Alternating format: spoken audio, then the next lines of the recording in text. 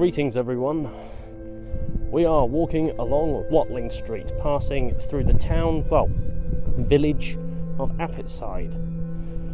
This now looks like an ordinary road, but once upon a time it was actually a Roman road. It's not a Roman road anymore, it's now patchwork and council potholes and sadness.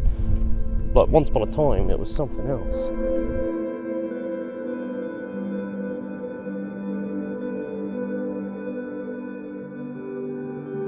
Now, you're probably wondering, why am I here exactly? Why have I come to good old Affetside? And the answer to that question is actually, obviously, being a Roman road, it's massively interesting. If you followed it in a straight line, you would wind up in the centre of Manchester, or somewhere else if you went in completely the wrong direction. So we're going to be venturing into the industrial city of Manchester to check out its Roman heritage.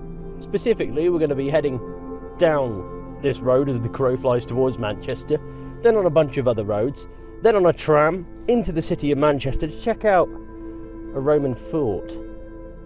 Sounds like fun. Well, it sounds like fun until you have to speak in public, and I'm no good at that, so let's just try our best, eh? So the plan is, check out these Roman ruins that are there. I've heard that they're a bit underwhelming, but we'll live. Right, it's time for some context.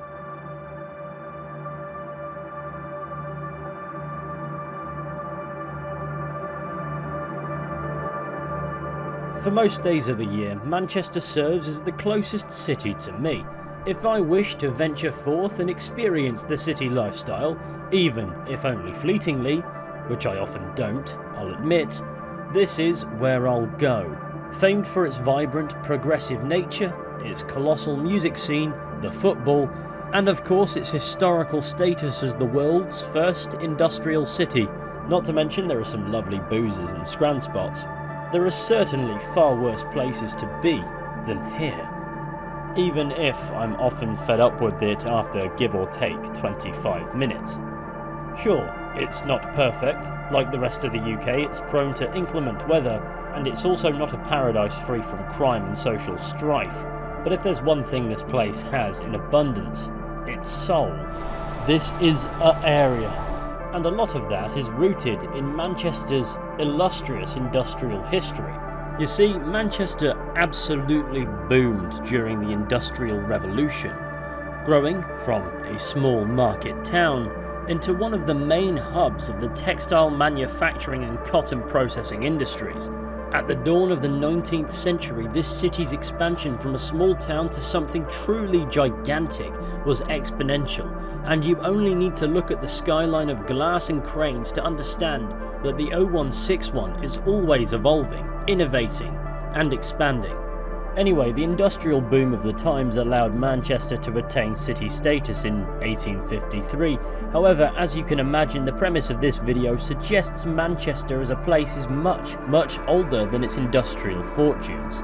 And it's probably about time I got to that bit. Not only is industrial history not necessarily my strong suit, it's Connor's. And since Jones isn't here to present that portion of the video for us, he'd probably rather I gloss over it as quickly as possible, so he can fill you in painstaking detail at a later date, in a piece of content where it's a more significant focus.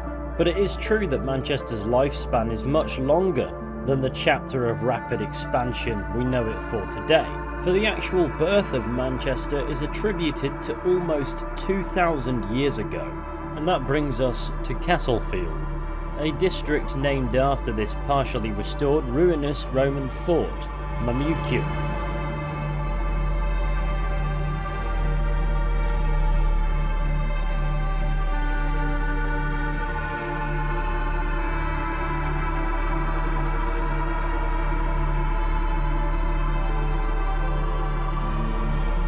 Beneath the shadows of railway lines and red bricks, the rebuilt remains of Mamucium provide a contrast to the modern city skyline.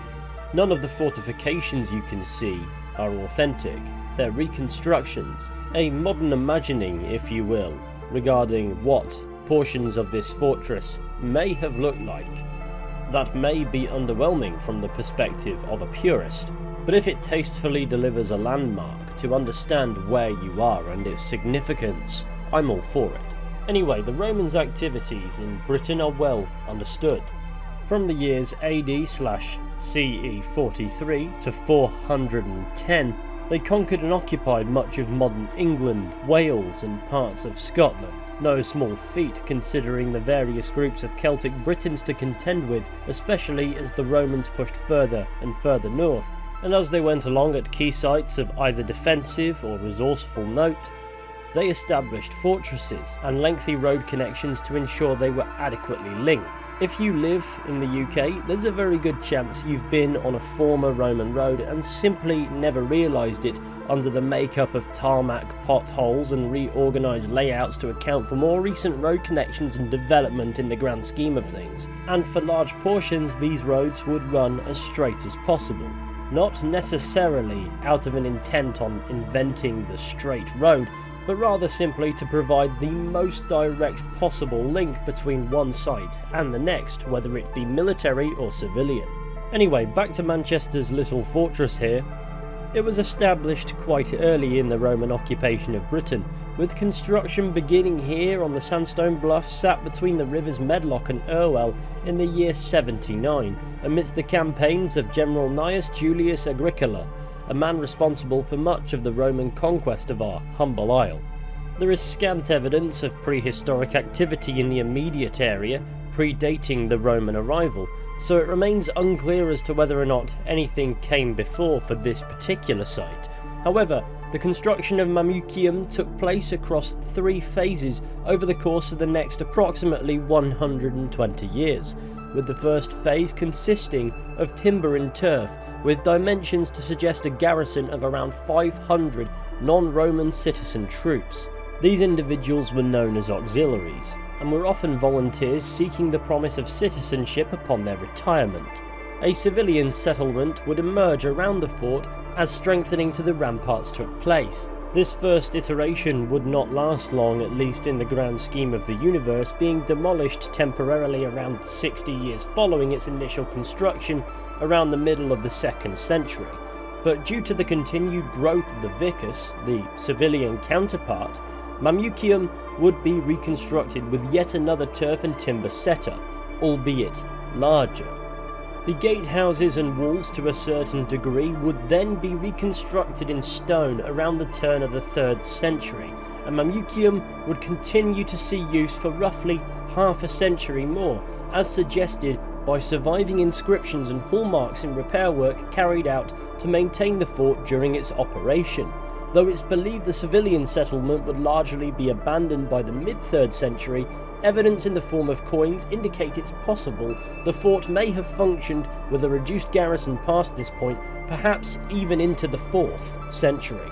Of course, around the year 410, Roman rule in Britain came to a close, likely in part due to the empire's widespread economic decline, perhaps resulting in an inability to quell threats typically posed by westward expanding Germanic tribes.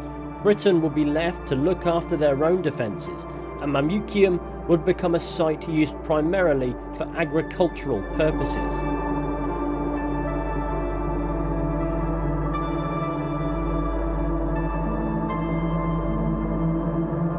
Of course, before the 5th century was out, the Roman Empire had truly begun to crumble, at least in the form that we're talking about, but that's another topic, marking the dawn of the Middle Ages.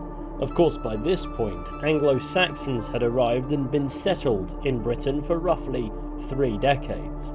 As for this Roman fort, it lay unloved and fell into ruin for the most part, entering over a millennium of not much going on, aside from antiquarians documenting the site as it was. As for the dawn of Manchester, it restarted life as a village around a kilometre to the north. Its name was derived from Mamucium, which is believed to be a Latinization of a Brittonic name, one that apparently means breast-like hill, or the hill that looks like a breast. Not that you'd have much luck seeing what they were getting at these days. Naturally, come the Industrial Revolution in the late 18th and early 19th centuries, What remained of Mamucium on the surface would be levelled to allow for the construction of railways and canals, which explains why this fort sits beneath a viaduct and a rather dingy underpass. Under the steam of industrial advancement, this fortress wasn't given much thought. Due to the construction of the Rochdale Canal and viaducts for the Great Northern Railway, much of the southern half of the fort had been damaged or destroyed. This district of the ever-expanding Manchester would become known as Castle in the Field, and eventually Castlefield, in reference to the Roman fort that once stood here. And over the course of the 20th century, excavations and reconstructions would be carried out, meaning most of what you actually see here is no older than a few decades. In fact, if you came here to see something original, so to speak, apparently you can find a bit of stone from the original stone fort down this dodgy alley in a private car park. But I didn't know that when I was filming, and if I did, I probably still wouldn't go down there. But if you fancy it, please weigh up whether or not it's worth getting stabbed over. You can't knock the Romans for their alcohol taste, can you? Besides from that, you have the foundations of various vicus buildings, most of which, however, would have been made of wood. But on this site there have been discoveries of workshops, shops, houses, temples, and a bathhouse, as well as apparently a Roman hotel of sorts. And this series of settlements around Mamucium would likely have been home to a few hundred to a couple thousand people. It is intriguing to think about how vastly different the land must have looked back then. If you had a time machine and went back, you certainly wouldn't be able to recognise it. In its prime, this Roman fort would have stood a world apart from the scenery we associate with Manchester today. Now, this site isn't what one would consider to be a hidden gem as such. It would be far too generous a statement for a mostly modern reconstruction of bits of what likely once stood here in Castlefield, where sunlight doesn't touch easily amongst the brickwork of industrial Manchester and the ever-expanding contemporary skyline. It's underwhelming in the grand scheme of Roman ruins for what you actually get out of visiting the place, but I will say there is a sense of exclusivity if you venture out with the intent on visiting this place, as nobody around seems to actually care that this is here. That said, we did visit in some classic English rain outside the heights of summer, where the vast majority of people tend to concentrate their indulgence of interest in history if they have it, and if that isn't the case for this place, I can imagine many a laid-back individual mooching here to have a recreational activity in the summer, and who can blame them? Admittedly, it was a bad sample day to picture the crowds this place may or may not draw, but it is clear it wouldn't fulfill a day out. However, if you're passing through Manchester, or maybe planning a day out in Manchester, it's worth a look. The contrast in scenery here is wonderful. It's all city, make no mistake, but you have canals, viaducts, a surprisingly clear view of skyscrapers, and particular angles where your eyes can see all of Manchester's history laid bare in architecture more or less in front of you. As for the Roman fort itself, it can whet the appetite of one's imagination, and that makes it something to enjoy, even if only for 20 minutes. Which brings us to the end of today's video. Thank you all for watching. I really hope that you've enjoyed it. I apologise if I didn't do as much to camera stuff as I thought I would be doing, because every time I pointed the camera at myself, all I could come up with was, ah yes, very Roman. Be sure to hit like, subscribe if you want to, and perhaps even share the channel with your friends. At this point in the video, Connor would probably threaten violence against your friends who may not be interested in what we're doing. I don't have the stomach for that, but Angus does.